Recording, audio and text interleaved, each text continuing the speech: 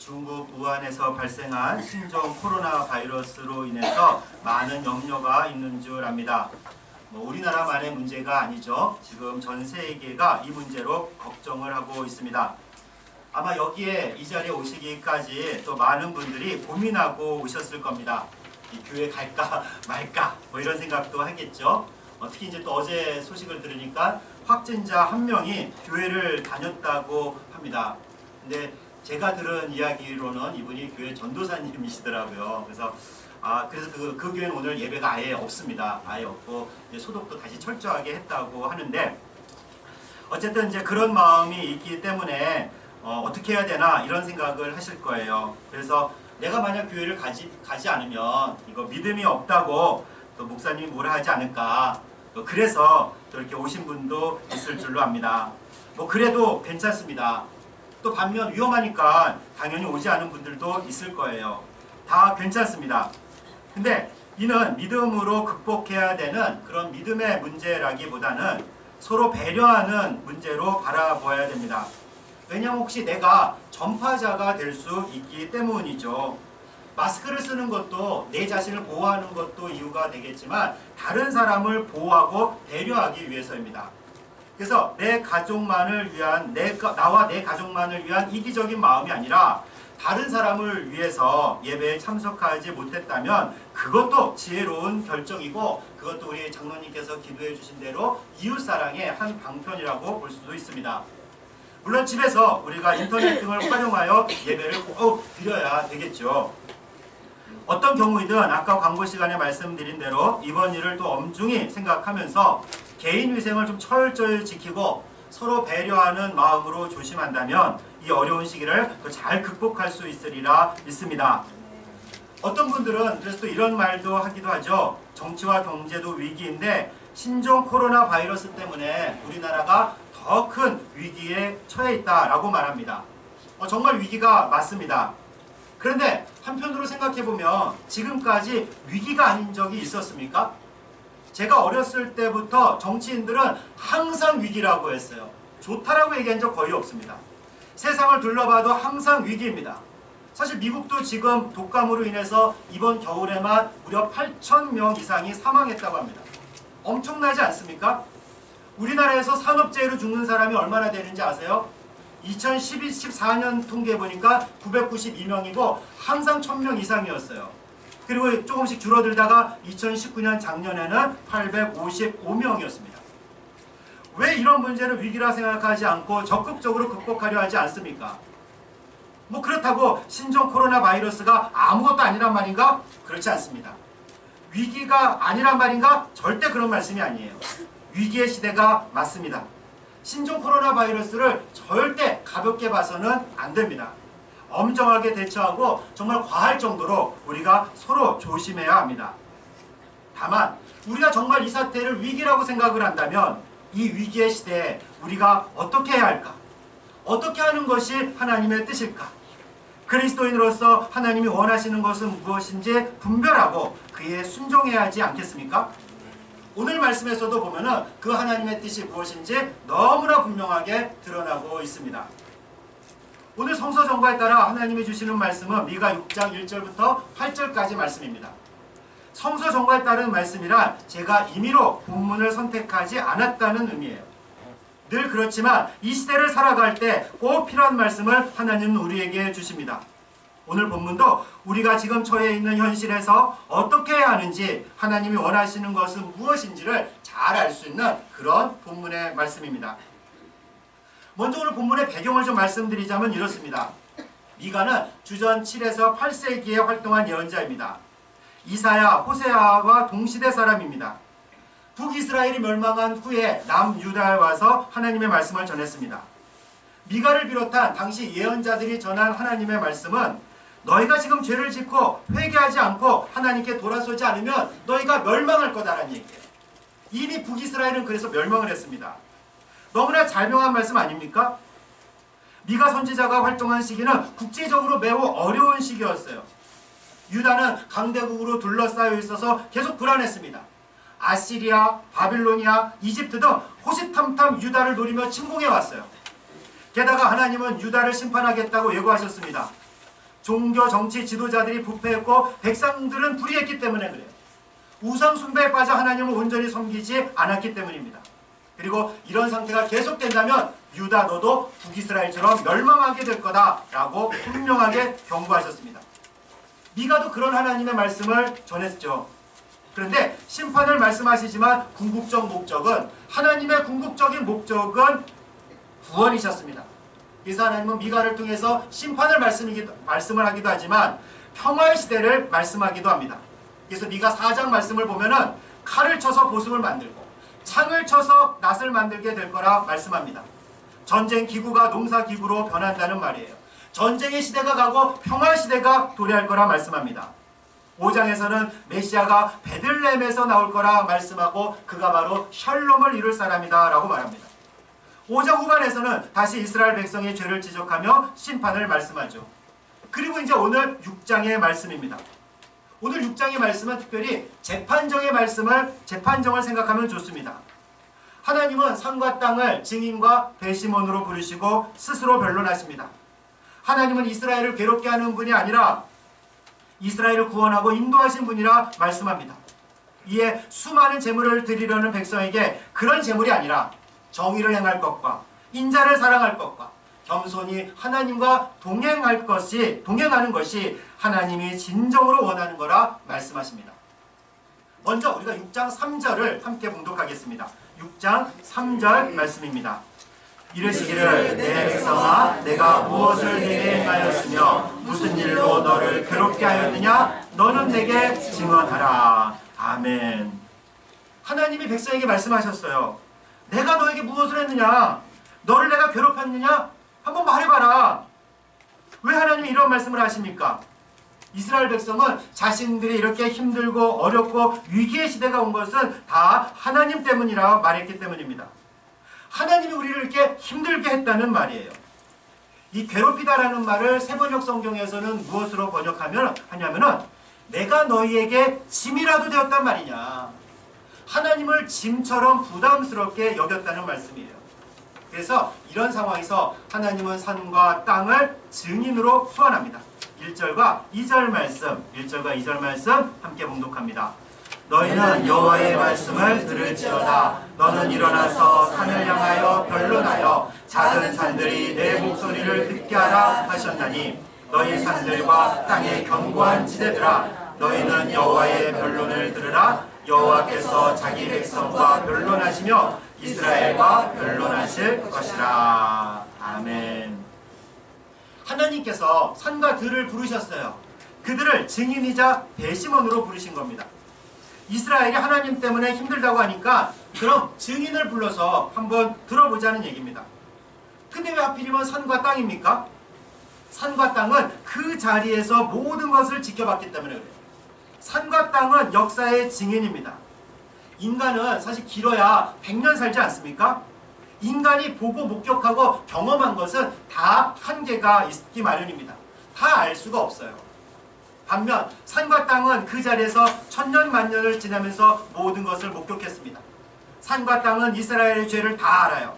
그리고 하나님이 하신 일도 다 알아요. 이스라엘이 하나님께 어떤 죄를 지었는지 목격했고 하나님은 그런 이스라엘을 어떻게 대하셨는지 산과 땅은 다 지켜봤습니다. 그래서 산과 땅을 증인으로 소환했다라는 말은 바로 우리 역사를 되돌아보라 라는 얘기예요. 역사를 되돌아보면 이스라엘 너희들의 주장이 얼마나 터무니없는지 밝혀진다는 말씀입니다. 그럼 하나님이 어떤 일을 하셨습니까? 우리 4절과 5절 말씀 함께 봉독합니다. 4절과 5절 말씀입니다.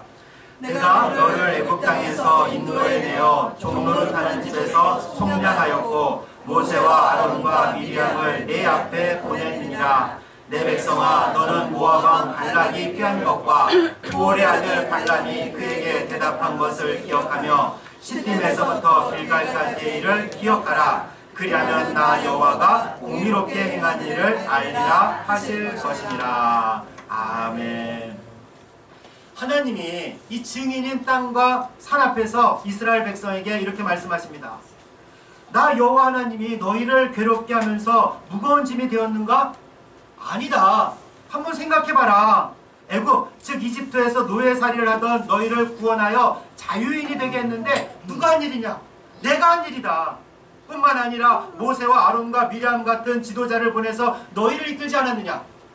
모압 왕 발락이 너희를 저주하기 위해서 발람을 불러왔을 때도 그 입에서 무슨 말이 나왔느냐. 너희를 축복하는 말이 나왔다. 누가 그렇게 했는가? 나 여호와가 그랬다. 또 시팀에서부터 길갈까지 광야길을 걸을 때를 기억해봐라. 40년 동안 그 길을 걸으면서 수많은 기적을 보이며 먹일 것을 먹이고 입힐 것을 입히시고 그 길을 인도한 이가 누구냐? 나 여호와가 아니냐. 공의롭게 너희를 지금까지 인도해왔다. 너희를 괴롭히고 너희에게 짐이 된 게 아니라 너희를 구원하고 지도자를 보내고 광야에서 인도하는 이가 바로 나 여호와 하나님이다. 산과 땅에 물어봐라. 역사를 되돌아봐라. 그들이 증인이다. 우리도 종종 이런 생각을 할 때가 있죠. 우리에게 위기가 찾아오면 하나님을 원망할 때가 있어요. 아니 왜 하나님은 내게만 이러시나? 나를 왜 이렇게 힘들게 하시나? 다른 사람들은 다 잘되고 복도 더 많이 받는 것 같은 생각이 들면서 때로 종종 억울할 때가 있어요. 그렇죠? 자녀들도 그렇습니다. 이 부모가 꼭 못해준 것만 기억해요. 근데 실제로 9개를 해주면 하나 못해주는 거 아닙니까? 10가지 다 해주진 못해요, 사실. 그런데 자녀들은 9개는 생각하지 않고 그 1개만 생각하면서 내게 해준 게 뭐냐고 하면서 서운해하죠. 우리 집 아이들이 그렇다는 것은 아닙니다. 근데 많은 자녀들이 그래요. 뭐 사실 저도 그랬거든요. 우리 부모님이 내게 좀 많은 것을 해주셨다면 내가 이렇게 힘들게 20대를 보내지 않았을 텐데, 그죠? 그런 생각을 합니다. 그때 내가 이것 하나만 해줬으면은 내가 조금 더 잘했을 텐데 하고 옛날에 생각한 적이 있습니다. 지금은 아니에요. 그래서 곰곰이 한번 생각해 보세요. 곰곰이 생각해 보면 정말 우리 부모가 우리에게 해준 게 많습니다. 태어나면서부터 부모가 자녀들에게 정말 많은 것을 해줘요. 먹이고 입히고 가르쳐주고 무엇보다 사랑해주고, 그러다 그 중에 하나 못한 것을 기억하며 내게 해준 게 뭐냐고 대드는 자녀들이 종종 있죠. 여러분들이 그랬다는 것이 아니라 제가 그랬다는 겁니다. 오늘 하나님이 이스라엘에게 말씀하세요. 내가 너에게 못해준 게 뭐냐? 구원해주고 지도자 보내주고 이끌고 광야에서 필요한 것을 공급해주면서 인도하지 않았느냐? 너희는 불평할 자격이 없다. 사랑하는 성도 여러분, 정말 그렇지 않습니까? 하나님이 우리에게 해주신 것이 훨씬 많습니다. 설사 안 해준 게 있더라도, 내 마음대로 내 뜻대로 그 소원을 들어주지 않은 게 있다 하더라도 그것은 바로 우리를 위해서가 아니겠습니까? 육신의 부모는 사실 능력이 안 돼서 못해주기도 하지만 하나님은 능력이 많으신 분이고 무엇이든지 우리에게 유익하기만 하면 해주고 싶어 하시고 주고 싶어 하시는 그런 분이 아니십니까? 하나님은 우리에게 해주신 일을 기억해 보십시오. 하나님 우리를 어떻게 인도해 주셨는지 기억해 보십시오. 불평이 사라질 겁니다.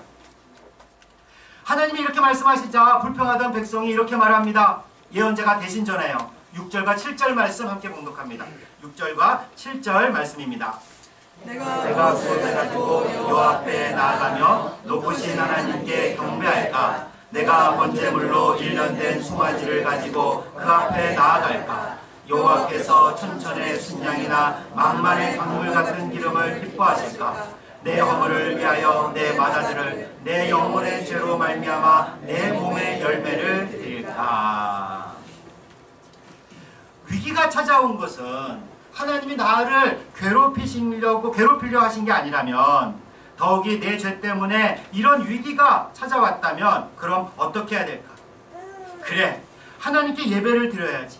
무엇을 하나님께 예물로 가지고 갈까? 1년 된 송아지를 제물로 드릴까? 구약 레위기에도 나와 있는 대로 하나님께 제사를 드리자. 아니야, 한 마리로 부족하지. 그렇다면 1000마리의 순양을 드릴까? 수많은 제물을 잡아서 강물처럼 많은 기름을 하나님께 드릴까? 그러면 하나님께서 이것을 기쁘게 받으실까?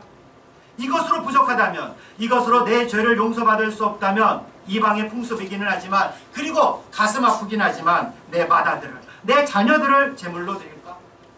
그럼 내 죄를 용서받을 수 있을까? 이 위기에서 벗어날 수 있을까? 어떻게 이 위기에서 벗어날 수 있을까요? 요즘 말로 하면 예배 드리면서 헌금을 많이 하겠다는 말이에요. 더 많이 봉사하겠다는 말입니다. 내 재물과 시간을 주님께 드리겠다는 말이에요. 내 육신의 자녀들이 방치되어 잘못되더라도 이 위기를 벗어날 수 있다면 그렇게 하겠다는 말입니다. 그러나 하나님은 그런 예배를 받지 않으세요.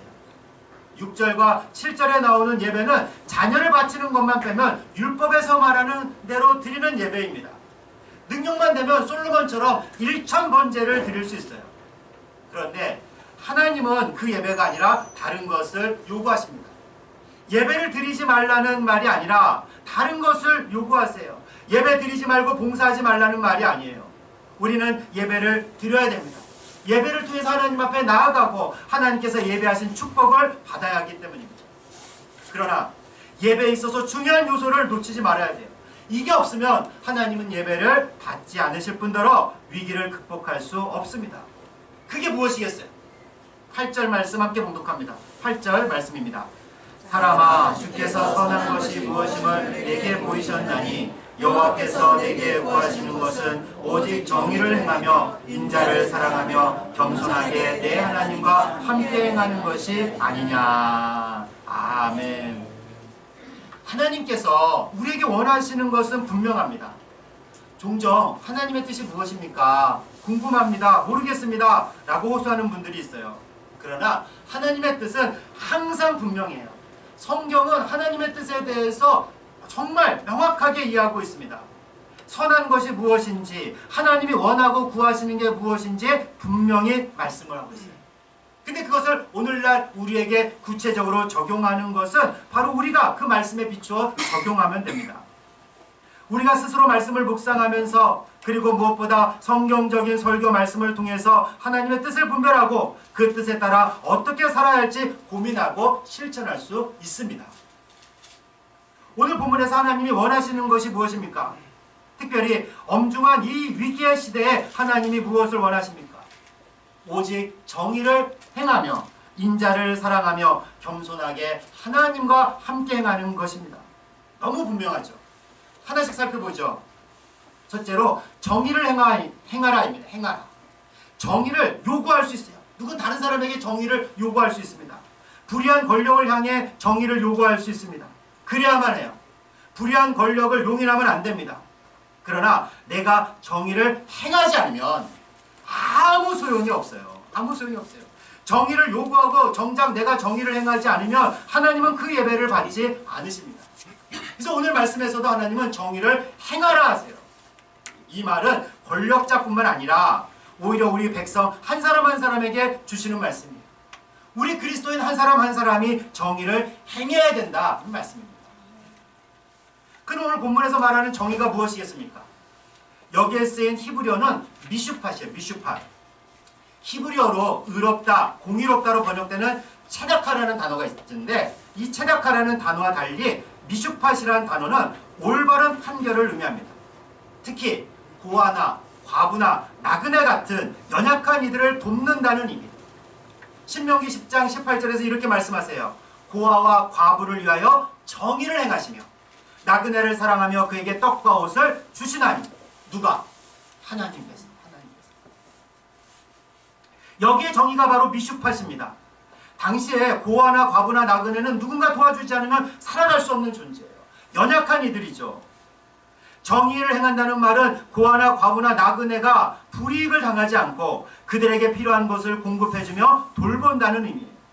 그래서 고아나 과부나 나그네를 돕지 않는 게 불의입니다. 성경은 보면 분명히 알 수 있어요. 하나님께서는 끊임없이 이들에 대해서 관심을 갖고 이들을 돌보라고 말씀하고 있습니다. 권력자들은 다른 게 정의가 아니에요. 이들을 돌보는 게 정의입니다. 우리같이 평범한 시민들도 이들을 도와야 돼요. 그게 정의를 행하는 겁니다. 둘째로 인자를 사랑해야 합니다. 여기서 인자는 예수님이 당신을 가리킬 때 사용했던 그 인자가 아니에요. 우리 한글은 똑같지만 그 원래 히브리어 단어가 다릅니다. 오늘 본문에서 인자는 히브리어로 헤세드예요. 헤세드. 오늘 좀 히브리어를 좀 많이 써서 죄송한데 헤세드와 같은 단어는 좀 알아두시면 좋아요. 헤세드는 우리말로 자비, 사랑, 인자 이렇게 번역이 됩니다. 특별히 언약을 지키고 지키는 신실한 하나님의 사랑, 언약을 지키는 신실한 하나님의 사랑이 헤세드예요. 당연히 그렇기 때문에 여기에는 혐오나 증오나 미움이 없습니다. 이스라엘은 끊임없이 하나님을 배반했어요. 말씀을 지키지 않았고 불평하고 원망하고 우상 숭배했어요. 가난한 자들을 돌보지 않았어요. 그럼에도 하나님은 그 언약을 깨지 않으셨습니다. 백성을 증오하거나 혐오하거나 미워하지 않으셨습니다. 심판하실 때도 그 이후에도 하나님은 이스라엘 백성을 끝까지 사랑하셨어요. 그것이 바로 인자, 헤세드예요. 세 번째로 겸손하게 하나님과 함께 행하라입니다. 이는 우리가 일상생활에서 하나님과 동행한다는 의미입니다. 하나님과 친밀하게 교제한다는 말씀이에요. 그렇죠. 우리는 정말 하나님의 자녀로서 하나님과 친밀한 관계를 유지해야 됩니다. 일상에서 하나님과 함께하는 것을 경험할 수 있어야 돼요. 근데 어떻게 하면 우리가 일상에서 하나님과 친밀한 관계를 유지하며 함께할 수 있을까? 그건 다른 것이 아니라 일상에서의 하나님의 주권을 인정할 때 가능합니다. 일상에서 우리가 살아갈 때 하나님이 우리의 주인이고 이 우주 만물과 역사를 통치하는 분임을 인정하는 거예요. 그분이 바로 지금 오늘날 내 현실에서 역사하고 있다는 것을 인정하는 겁니다. 그래서 그분이 우리를 위해 하신 일을 생각해 보세요. 구원하고 인도하고 함께하지 않으셨습니까? 그 앞에서 어찌 겸손하지 않을 수가 있겠습니까? 하나님이 우주 만물의 주인이기 때문입니다. 그래서 주님 앞에서 겸손할 수밖에 없고 겸손하게 주님보다 앞서지 않고 주님과 동행해야 합니다. 이렇게 하나님이 원하시는 뜻은 정의를 행하는 것, 인자를 사랑하는 것, 겸손히 하나님과 동행하는 겁니다. 그리고 이것은 따로따로 있는 것이 결코 아니에요. 이게 다 서로 맞물려 있고 연결되어 있습니다. 하나님의 주권을 인정하면서 혐오와 증오가 아니라 사랑으로 고아와 과부와 나그네 같은 연약한 이들을 돌보는 것이 하나님이 원하시는 바예요. 특히 위기의 시대라면, 국가적 위기의 시대라면 더더욱 그렇습니다. 나라가 풍전등화와 같은 위기의 시대라 생각한다면 더더욱 하나님의 선한 뜻을 행해야 돼요. 다시 한번 말씀드릴까요? 하나님의 주권을 인정하면서 혐오와 증오가 아닌 사랑으로 고아와 과부와 나그네 같은 연약한 이들을 돌보는 것이 하나님이 원하시는 바예요. 그게 하나님의 마음이고 하나님의 선하신 뜻입니다. 너무 명확하지 않습니까? 지금 이 위기의 시대라 인식하는 분들이 많이 있죠. 정치와 경제적인 문제뿐만 아니라 신종 코로나 바이러스로 인해서 더욱 그렇습니다. 그렇다면 무엇을 해야 될까? 위기의 시대에 하나님이 원하시는 선한 것은 무엇일까? 이때 비난과 정죄와 증오와 혐오는 아무 도움이 안 됩니다. 우리는 개인 위생을 철저히 지키고 서로 배려하면서 최대한 조심해야 돼요. 의료인들과 당국자들도 자기 맡은 일을 지혜롭게 감당해야 합니다. 어떻게 보면 우리 아까 이민택 장로님께서 짧게 기도해 주셨지만 사실 그 안에 많은 것을 담고 있어요. 저는 그 얘기를 좀 길게 하는 겁니다. 누가 보면 짠 줄 알 것 같은데 그건 절대 아닙니다. 그리고 우리 기독교인들이 해야 될 게 있어요. 하나님이 원하시는 바를 실천할 수 있어야 됩니다. 이 시대에서 고통받는 이들을 돌보고 보살펴야 돼요. 이게 하나님이 말씀하시는 정의예요. 이게 사랑이에요. 이것이 우리 삶에서 하나님의 주권을 인정하며 동행하는 겁니다. 오늘날 우리가 돌보고 보살펴야 될 그들이 누구입니까? 특별히 지금 이 시점에서 누구이겠어요? 신종 코로나 바이러스로 인해 고통받고 있는 이들입니다. 그가 한국 사람이든 중국 사람이든 일본 사람이든 그죠? 이들은 혐오와 미움과 증오의 대상이 아니라 우리 그리스도인이 품어야 하는 고아와 과부와 나그네 같은 이들이에요. 사실 당장 우리가 이들을 위해서 할 수 있는 일이 많지 않아요. 의료적인 행위이기 때문에 그렇습니다. 그러나 그들에 대한 근거 없는 비방과 혐오와 증오를 당장 멈추는 일부터 시작을 해야 됩니다. 그거는 절대 하나님의 뜻이 아니에요. 저도 솔직히 한 달 정도의 여유가 있다면 정말 2주는 그런 곳에 가서 좀 이렇게 자원봉사도 하고 싶어요. 그리고 2주는 저 스스로도 좀 격리가 되어야 되겠죠. 그런 일들을 좀 하고 싶어요. 그리고 더불어 이들을 돌보는 의료인들과 공무원들, 당국자들이 있지 않습니까? 어떻게 보면 이들은 정말 자신들의 생명을 내걸고 이 일들을 하는 거예요. 그런 위험을 감수하면서 그 일을 하는 분들입니다. 그들을 위해서 우리가 또 무엇을 할 수 있겠어요? 사랑하는 자매 형제 여러분, 이 엄중한 위기의 시대 앞에서 하나님이 원하시는 것은 무엇이겠습니까? 선한 일입니다. 그것은 정의를 행하고 인자를 사랑하고 하나님과 함께 동행하는 일입니다.